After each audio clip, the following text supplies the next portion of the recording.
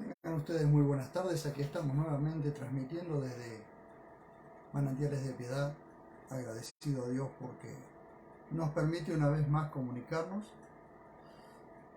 y comunicar las verdades preciosas de este hermoso libro de Proverbios que vamos analizando. El título del mensaje de hoy es Saciados o hambrientos. En el próximo proverbio, que es el que vamos a analizar, nos encontramos nuevamente con el contraste entre el justo y el impío. Esta vez el proverbista nos muestra que hay una enorme diferencia entre los que viven una relación permanente con Dios y los que rechazan o niegan al Creador. Proverbios 13:25 dice: el justo come y sacia su apetito, pero el vientre de los impíos padece escasez. El proverbio lo que hace es describir la saciedad del justo y la escasez del impío. Aunque no siempre es un problema físico, puede ser también un problema espiritual o un tema espiritual, pues no siempre el justo está saciado ni el impío tiene hambre. Ser justo no garantiza no pasar hambre. El que uno sea justo no está garantizado de que uno no pase hambre. Eso lo vemos en algunos ejemplos bíblicos. Por ejemplo, cuando vamos a la vida del apóstol Pablo, vamos a ver allí, por ejemplo, en 2 Corintios, un capítulo que en cierta forma describe sus vicisitudes, sus penurias. Dice 2 Corintios 11:27, dice: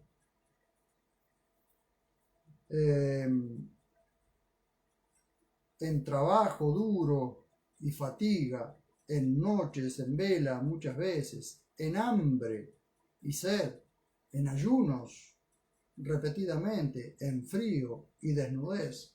Todo el capítulo 11 de la segunda carta a los Corintios es una descripción de las penurias que pasó Pablo. No se puede decir que Pablo no era justo, ¿cierto? Lo vemos también en Filipenses 4:12, cuando él, antes de este versículo tan conocido como es Filipenses 4:13, él dice en el 4:12: sé estar puesto en pobreza como también sé estar en abundancia, tanto para ser saciado como para pasar hambre, tanto para estar en abundancia como para ser puesto en necesidad. En todo y por todo se me ha enseñado o se me ha hecho aprender el secreto. ¿Quién le hizo aprender el secreto? Dios. Todo lo puedo en el que me fortalece. Claro, leemos siempre todo lo puedo en el que me fortalece, pero hay que ver que Pablo en el capítulo 11, él describe las penurias, las vicisitudes que pasó. Si observamos eso, entonces ser justo no nos garantiza que no pasemos hambre alguna vez, como tampoco el ser impío garantiza que va a estar satisfecho o no pasar hambre también. Entonces, ¿habla el proverbista del alimento físico solamente? ¿O va más profundo y se refiere a lo espiritual? Si consideramos que la palabra de Dios es alimento espiritual, que alimenta el alma, entonces el proverbio cobra un estricto sentido, ¿sí?, de alimentación. Pues el justo es satisfecho su hambre con la palabra de Dios, mientras que el impío quiere saciarse con cosas vanas que ocupan mucho lugar, por cierto, pero no sacian el alma. La palabra de Dios es leche espiritual no adulterada, según dice Pedro en su primera carta, capítulo 2, verso 2. Desead como niños recién nacidos la leche espiritual no adulterada. También es agua que sacia la sed del alma. Esto lo tenemos en la descripción que hace allí en Juan, capítulo 4, versos 13 y 14, a la samaritana, aquella mujer que le ofreció agua y él le dijo, sí, del agua que vos tomes volverás a tener sed. Lo dice en el 13, dice, respondió Jesús y le dijo, todo el que bebe de esta agua tendrá sed otra vez, pero el que beba del agua que yo le daré no tendrá sed jamás, sino que el agua que yo le daré se hará en él una fuente de agua que brota para vida eterna. ¿Por qué dice eso?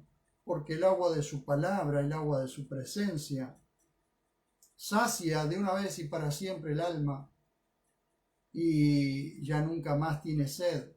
Sin embargo, la sed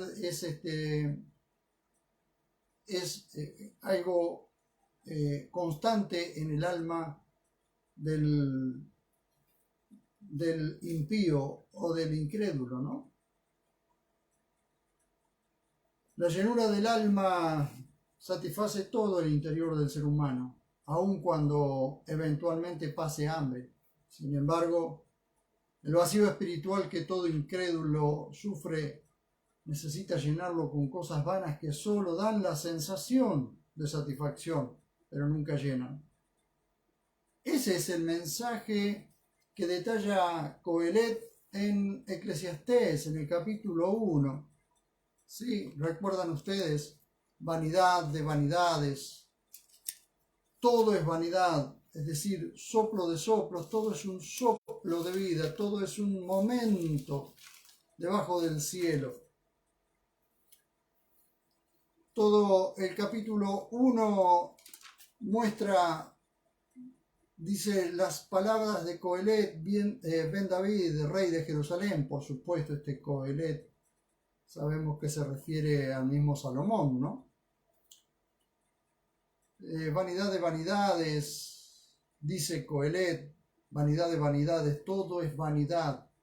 ¿Qué provecho tiene el hombre de toda su labor con que se afana debajo del sol? Generación va y generación viene, pero la tierra sigue siempre igual.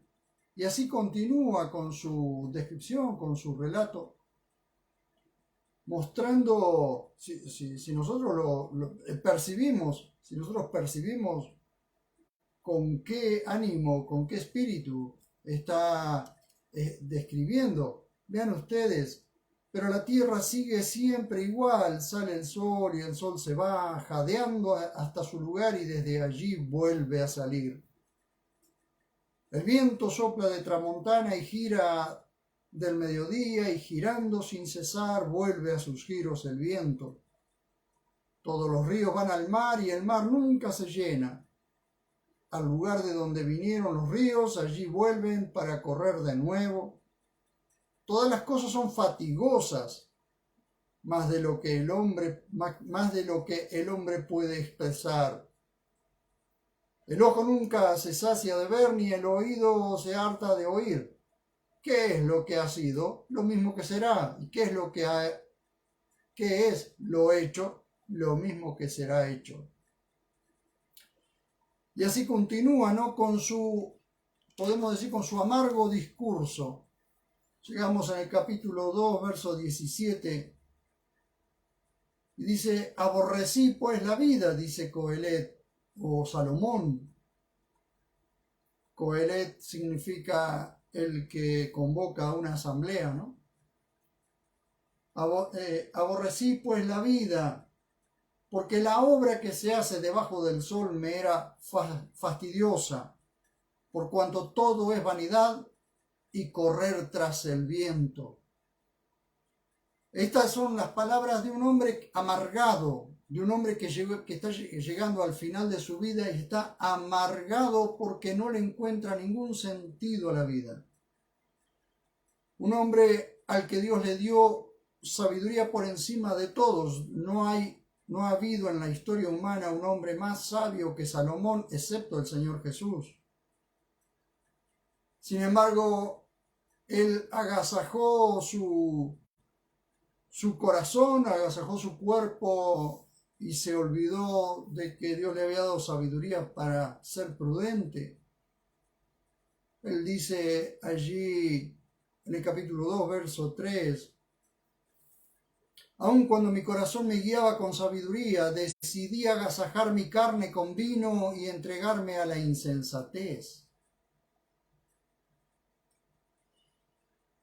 Hasta ver cuál era el bien del hombre en que se ocupa bajo los cielos los pocos días de su vida.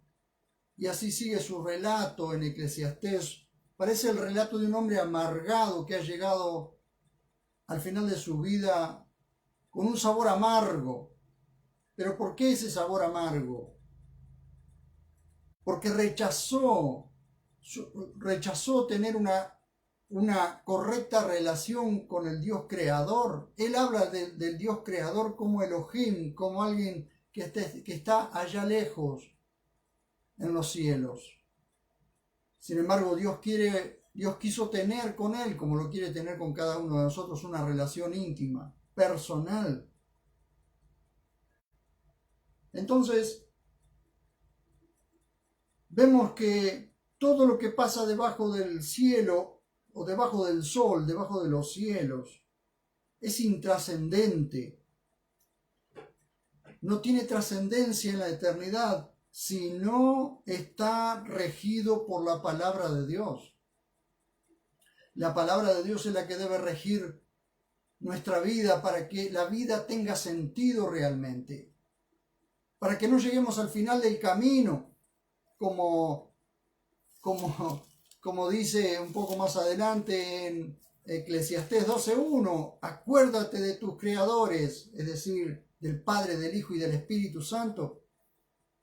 Acuérdate de tus creadores, de Aleph Tav, en los días de tu juventud, antes que vengan los días malos y se acerquen los años en que digas no tengo en ellos contentamiento o no tengo en ellos alegría. Miren ustedes, el hombre, por esa razón, el impío padece escasez, pues puede llenar hasta el hartazgo su vientre, pero siempre estarás insatisfecho. Como vimos antes en la conversación que Jesús tuvo con la samaritana, le dijo, todo el que bebe de esta agua tiene sed otra vez, hablando del agua de todos los días, del agua que sacia nuestra sed corporal. Pues esa agua calma la sed del cuerpo, pero no la sed del alma. El impío toma el agua física, pero el agua de la palabra no la recibe. El impío, el incrédulo, puede tomar agua todos los días, pero su alma tendrá sed constantemente. Sin embargo, cuando toma el agua que Jesús le convida, que es el agua de su palabra, el agua de su presencia, esa sed se calma para siempre. En este proverbio tenemos los dos grupos más opuestos. Miren ustedes, el justo come y sacia su apetito, pero el vientre de los impíos padece escasez. La palabra justo y la palabra impío forman dos grupos de la humanidad totalmente opuestos, totalmente contrarios. Estos son los dos grupos más opuestos, antagónicos y cismáticos a los ojos del Creador, tanto como están separados los cielos de la tierra. Tenemos por un lado los tzadikim, o justos, ¿sí? Un grupo muy respetado en la humanidad, principalmente, por supuesto, dentro del pensamiento hebreo. Tzadikim, los justos, o Tzadik, el justo, y por el otro los Rezaim, o los Rashá, los impíos. que en el pensamiento hebreo el primer grupo de personas es muy respetado y el segundo muy rechazado, por cierto. Por esa razón, los proverbios marcan una profunda diferencia. Cuando nosotros leemos todo el libro de Proverbios, como lo hemos venido viendo hasta este capítulo, vemos siempre la gran diferencia, la gran distancia, la gran oposición, el antagonismo que hay entre estos dos grupos. Según el análisis de algunos rabinos que estuve leyendo sobre este proverbio, coinciden en que el justo coma poco o mucho, sea un pedazo de pan o el mejor de los manjares, queda satisfecho, pues su apetito es momentáneo, porque está satisfecha su alma. Pero el impío no se satisface, pues su alma está hambrienta. Hace una gran diferencia. El impío come o hace obras vanas para llenar ese vacío, pero jamás lo puede llenar. Sin embargo, el justo no necesita andar detrás de las vanidades, porque puede comer un pedazo de pan y está satisfecho, porque el alma está satisfecha. En el Salmo 34:10 observamos esto.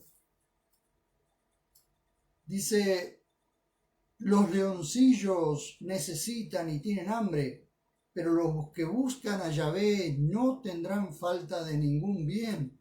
Es decir, de una manera u otra, todo el tiempo Dios nos está llenando los vacíos.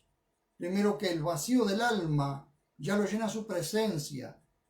Luego los otros vacíos los va llenando con aquello que necesitamos, con aquello que nos es necesario.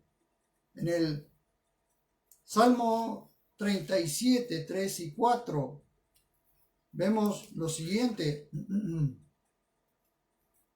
confía en Yahvé y haz el bien, habita en la tierra y serás apacentado en su riqueza. Deleítate a sí mismo en Yahvé y Él te concederá las peticiones de tu corazón. Y saltamos al 16 y nos dice: mejor es lo poco del justo que la abundancia de muchos malvados. Y saltamos de ahí al 18 y el 19. Dice: conoce Yahvé los días de los íntegros y la herencia de ellos será para siempre. No serán avergonzados en tiempo adverso y en los días de hambre serán saciados. También tenemos una descripción de lo que sucede a unos y otros en estos pasajes que vimos. Pero hay una historia que me llamó mucho la atención en las Escrituras. El ejemplo del profeta Elías, a quien Dios sustentó durante 3 años y medio, mientras había una aguda hambruna en la tierra. Vamos allá al libro de el primer libro de Reyes, capítulo 17. Primer libro de los Reyes, capítulo 17. Y vamos a ver qué nos dice o qué nos comenta la Biblia, qué tiene para decirnos. Quizás hasta nos sea útil poder refrescar la memoria con respecto a esto. Miren, capítulo 17 de Primera de Reyes, del verso 1 al 16, y después saltamos del 18 al 1. Y Elías Tisbita, que era uno de los moradores de Galaad, dijo a Acab, es decir, al rey: vive Yahvé, Elohim de Israel, en cuya presencia estoy, que no habrá rocío ni lluvia en estos años, sino por mi palabra. Y la palabra de Yahvé vino a Elías: apártate de aquí, dirígete al oriente y escóndete junto al arroyo de Kerit, que está frente al Jordán. Y sucederá que beberás del arroyo, y yo he mandado los cuervos para que te sustenten allí. ¡Qué maravilla que es esto! Y fue e hizo conforme a la palabra de Yahvé, pues partió y vivió junto al arroyo de Kerit, que está frente al Jordán. Y los cuervos le llevaban pan y carne por la mañana y pan y carne al atardecer y bebía del arroyo.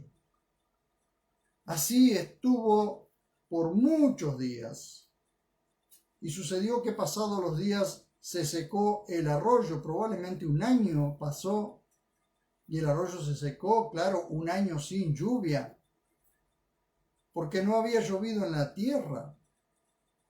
Y la palabra de Yahvé vino a Elías diciendo: levántate, ve a Sarepta de Sidón y mora allí. He aquí yo he ordenado allí a una mujer viuda que te sustente.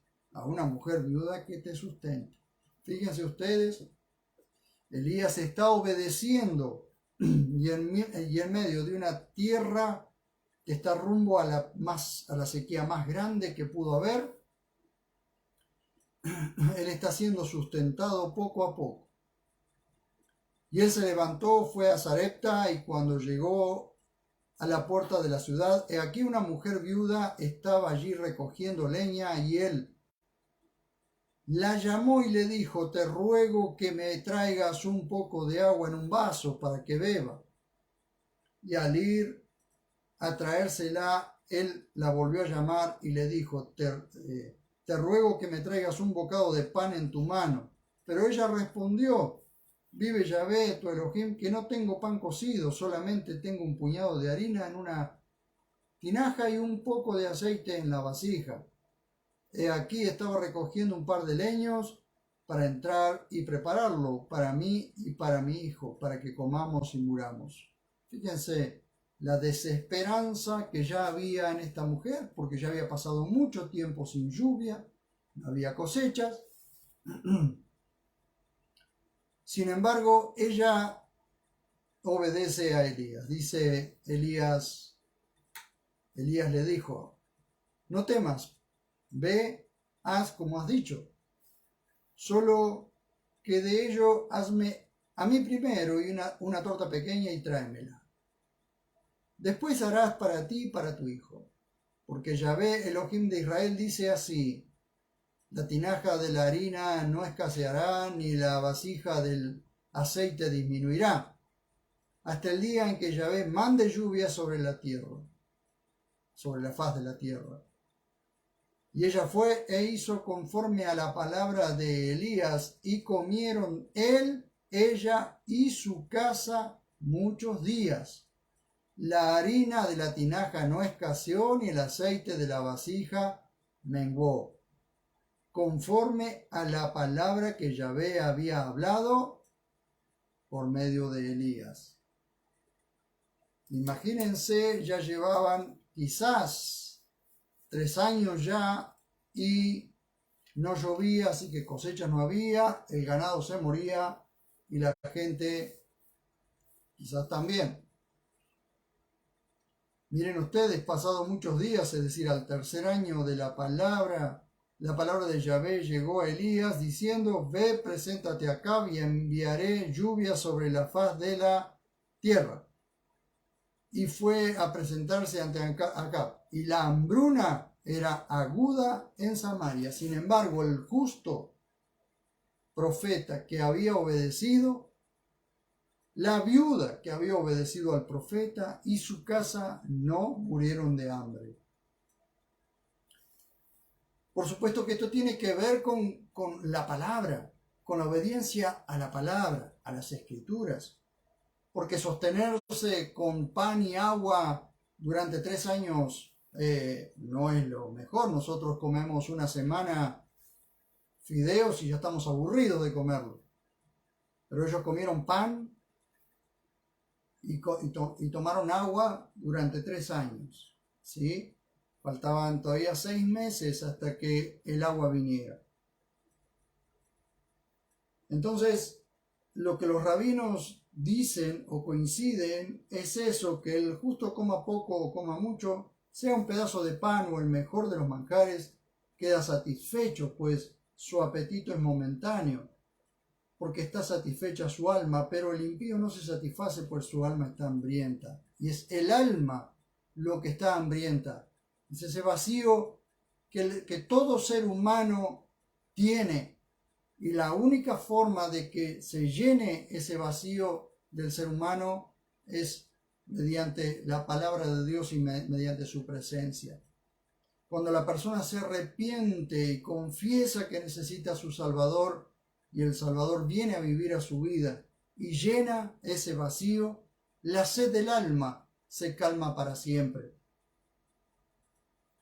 La palabra vientre en Proverbios 13:25, si ustedes observan allí, el justo come y sacia su apetito, pero el vientre, tienen la palabra vientre allí, de los impíos padece escasez. La palabra vientre es traducida del hebreo betén o betem. También significa entrañas, también significa seno o útero. Como por ejemplo nosotros esta palabra beten la encontramos en Génesis 25, 23 y 24. Allí hablando de Rebeca. Dice 23, dice, y le dijo Adonai, 2 naciones hay en tu betem, en tu vientre, y 2 pueblos están siendo divididos en tu útero. Un pueblo dominará a otro y el mayor servirá como esclavo al menor. Y cumplidos sus días de alumbramiento, he aquí había gemelos en su vientre. Y así por delante, donde por primera vez se registra la palabra Beten y se refiere al vientre como la habitación de un bebé en gestación, y así en muchas partes. Entonces, ¿qué nos dice esto? Vemos que la escasez que los impíos no solo pueden padecer escasez en sus vientres por la falta de alimentación, sino también por el vacío en el alma, por no tener una relación íntima y personal con el Creador. Y su palabra, que sacia el alma del ser humano, también puede sumarse a eso la esterilidad, puede ser parte de la escasez que vive la humanidad. ¿Por qué? Porque el impío es estéril en cuanto que no produce fruto eterno, no produce palabras eternas, algo que debe ser considerar que Dios puede llenar ese vacío que hay en el alma. En conclusión, el justo puede tener mucho o poco, pero internamente siempre estará con esa sensación de saciedad o de satisfacción. Pero el impío, aun cuando tenga aparentemente todo, estará vacío. Tú puedes tener todo en tu vida. Tú puedes tener todo lo que se te ocurra en tu vida. Llenar tu vacío con las cosas más vanas y huecas que pueda existir. Pero el vacío en el alma lo tendrás siempre que no confieses a Jesús como tu único y suficiente Salvador. Cuando Jesús entra en tu vida por medio de su Espíritu Santo, tu alma se llena y queda satisfecha. Por eso es que muchas veces deseamos o necesitamos cosas, pero las cosas que necesitamos son añadidas o nos son añadidas por Dios para que podamos vivir sobre esta tierra. Pero no llenamos nuestra alma con cosas vanas. La vanidad es algo hueco que ocupa mucho lugar, pero no sirve para nada. El vano es como el hueco para colocar una ventana o una puerta, ocupa mucho lugar, pero está hueco, vacío. Lo vano ocupa mucho lugar en nuestra mente y en nuestro corazón, pero siempre hay un vacío.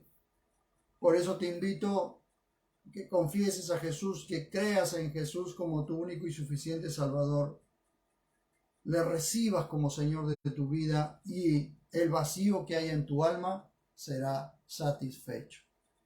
Oramos. Señor, estoy ante tu dulce presencia, agradecido por tu amor, tu misericordia y tu bondad. Gracias por permitirme compartir este tiempo y estas palabras. Realmente te necesitamos. Amamos tu nombre, Señor. Amamos tu nombre. Señor, salva a todos aquellos que están destinados a vida eterna. Alcánzalos con tu gracia. Llena ese vacío profundo que hay en el alma de cada uno. Señor, te ruego tu salvación sobre aquellos que todavía no te conocen. Y te ruego, Señor, que te des a conocer a aquellos que están destinados para vida eterna. Te lo suplicamos en el precioso nombre de Jesús. Amén.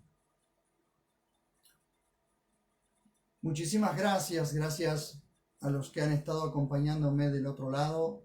Y es cierto que el mundo está lleno de vanidad, está hueco. El mundo está hueco, vacío. ¿Por qué? Porque este sistema está en contra de Dios. Este sistema cósmico está en contra de Dios. Pensémoslo para no estar nosotros en contra de Dios. Muchas gracias y nos vemos cuando nos veamos.